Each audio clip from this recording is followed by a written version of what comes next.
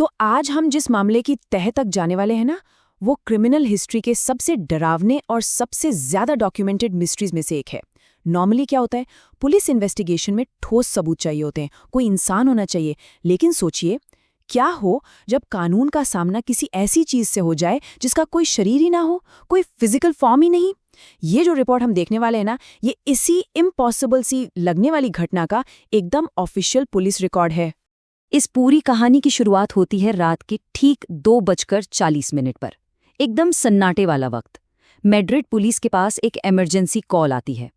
और सच मानिए, उस एक कॉल ने सब कुछ बदल के रख दिया। जरा इमेजिन कीजिए, आधी रात का शांत शहर और अचानक एक परिवार की दहशत भरी चीखें। रोंगटे खड़े कर देने वाला मंजर था वो। फोन लाइन के उस पार एक माँ थी और वो बुरी तरह घबराई हुई थी। उनका कहना था कि अंधेरे में कोई बहुत भारी, कोई अदृश्य सी चीज उनकी छाती पर बैठी है और दोनों हाथों से उनका गला घोंट रही है। लिटरली गला घोंट रही है। इस कॉल के बाद पुलिस बिना एक सेकंड बर्बाद किए मैड्रिड के उस लुइस मारियान अपार्टमेंट की तरफ दौड़ पड़ी। और वहां पहुंचकर उन्हें जो मिला ना, उसने उनके सारे लॉजिक और साइंस को हिला कर रख दिया। अब देखिए, इस केस को जो चीज़ एकदम अलग और शॉकिंग बनाती है वो ये है कि इसमें नेशनल पुलिस के चीफ इंस्पेक्टर जोसे पेड्रो, इंस्पेक्टर नेग्री और 3 और ऑफिसर्स की टीम ने बाकायदा एक ऐसे सस्पेक्ट की ऑफिशियल इन्वेस्टिगेशन की जिसे वो देख ही नहीं सकते थे। मतलब पुलिस एक ऐसे मुजरिम को ढूंढ रही है जिसका ना कोई जेंडर है, ना कोई उम्र है और ना ही कोई चेहरा। और सबसे बड़ी बात, ये सब एक ऑफिशियल पुलिस रिकॉर्ड का हिस्सा है, कोई मनगढ़ंत कहानी नहीं। इस हिस्से को हम कांच और सफेद धुआं कह सकते हैं। अब ये ऑफिसर्स जिस खौफ का सामना करने वाले थे, उसे पूरी तरह से समझने के लिए हमें थोड़ा पीछे जाना होगा। साल 1990 की शुरुआत में एक कैथोलिक स्कूल में, जहां से इस पूरे रहस्य की शुरुआत हुई। तो हुआ कुछ यूं था। 18 साल की एक लड़की स्टेफना अपनी कुछ सहेलियों के साथ एक ओइजा बोर्ड सेशन कर रही थी। तभी अचानक एक नन ने उन्हें ऐसा करते हुए पकड़ लिया और गुस्से में आकर उस लकड़ी के बोर्ड को ही तोड़ दिया। जो लोग वहां मौजूद थे, उनका कहना है कि इसके तुरंत बाद वो जो कांच का ग्लास था ना, वो हवा में तैरने लगा। और फिर अचानक एक अजीब सा सफेद धुआं सीधा स्टेफना की नाक के जरिए उसके शरीर के अंदर चला गया। बिल्कुल किसी हॉरर फिल्म के सीन जैसा, लेकिन ये सच में हुआ था। अब आते हैं इस घटना के मेडिकल पहलू पर, जो किसी रहस्य से कम नहीं है। उस स्कूल वाले अजीब इंसिडेंट के फौरन बाद स्टेफना की हालत बहुत तेजी से बिगड़ने लगी। कल तक जो लड़की एकदम नॉर्मल थी, वो अचानक एक ऐसी मेडिकल मिस्ट्री में बदल गई जिसने अच्छे अच्छे डॉक्टर्स के पसीने छुड़ा दिए। यहाँ जो सबसे बड़ा कॉन्ट्रास्ट है वो दिमाग घुमा देने वाला है। एक तरफ कई साइकियाट्रिस्ट ने हफ्तों तक उसकी जांच की और उनकी रिपोर्ट क्या कहती है कि वो फिजिकली और मेंटली एकदम फिट है, कोई बीमारी नहीं। लेकिन दूसरी तरफ घर पर उसका बर्ताव देखिए। वो जानवरों की तरह गुर्राती थी, सांप की तरह फुफकारती थी और अपने ही छोटे भाई पर जानलेवा हमले करने लगी थी। मेडिकल साइंस के पास इस चीज का बिल्कुल कोई जवाब नहीं था। अगर हम इस टाइमलाइन को देखें तो समझ आता है कि कैसे ये केस एक बहुत बड़ी ट्रेजेडी में बदल गया। 1990 की शुरुआत में वो ओइजा बोर्ड वाला हादसा हुआ। फिर अगले कई महीनों तक उसका वो डरावना बर्ताव चलता रहा। जुलाई 1991 आते आते हालत इतनी खराब हो गई कि उसे 3 हफ्ते तक हॉस्पिटल में एडमिट रखना पड़ा।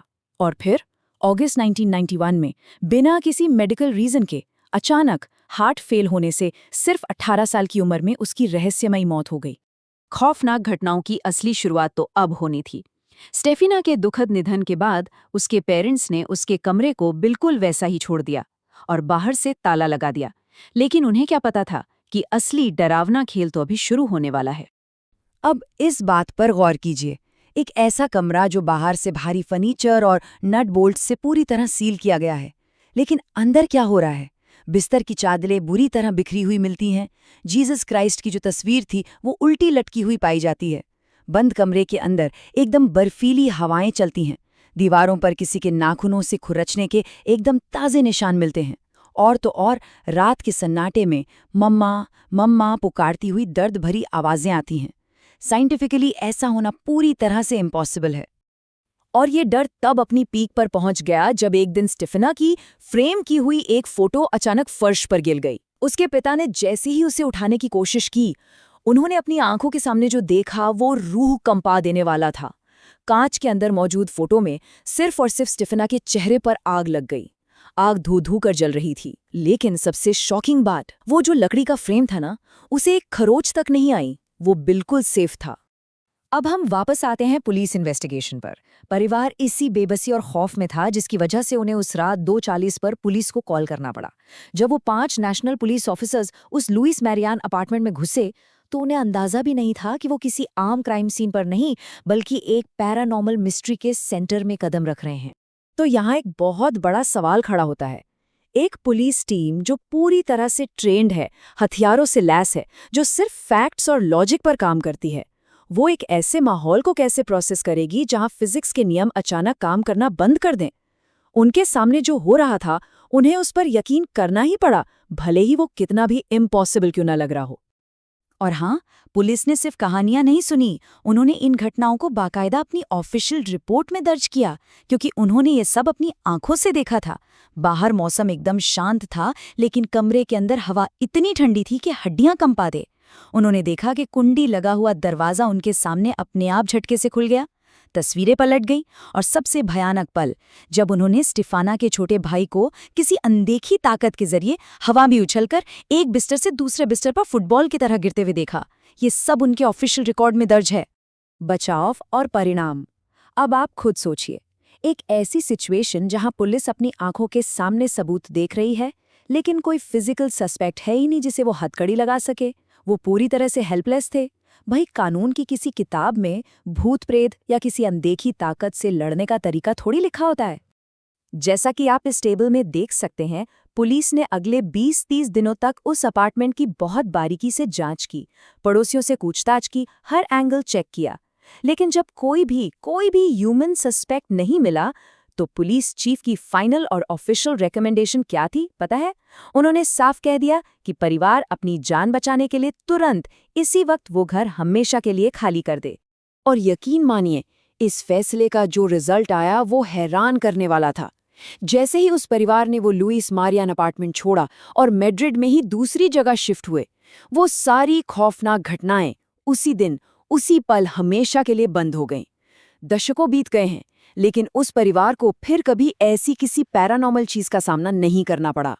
ये जो पुलिस रिपोर्ट है ना, इसने स्पेन की हिस्ट्री में इस केस को सबसे ऑथेंटिक पैरानॉर्मल मिस्ट्री के तौर पर दर्ज कर दिया। और आपको जानकर हैरानी होगी कि इसी ऑफिशियल पुलिस रिकॉर्ड और इन सच्ची घटनाओं ने आगे चलकर मशहूर हॉरर मूवी वेरोनिका को इंस्पायर किया।